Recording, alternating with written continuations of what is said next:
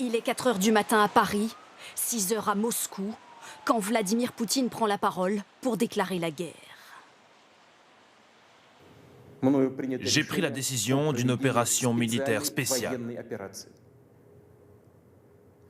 Le but est la protection des personnes qui, pendant 8 ans, ont subi les abus et le génocide du régime de Kiev. Des accusations infondées de génocide que Vladimir Poutine utilise pour justifier son invasion.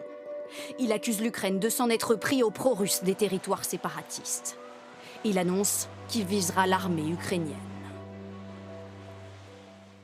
Pour ce faire, nous viserons la démilitarisation et la dénazification de l'Ukraine.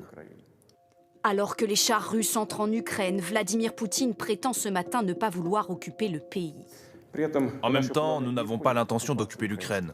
Nous n'avons pas l'intention d'imposer quoi que ce soit à qui que ce soit. Mais le ton martial est sans ambiguïté. Et en fin de discours, le président russe menace tous ceux qui souhaiteraient s'opposer à ses manœuvres. Quiconque essaierait de nous arrêter et de créer davantage de menaces pour notre pays, pour notre peuple, devrait savoir que la réponse de la Russie sera immédiate et entraînera des conséquences telles que vous n'en avez jamais affrontées dans votre histoire. Pour certains experts, il y aurait dans ces mots une référence à peine voilée à l'arme nucléaire.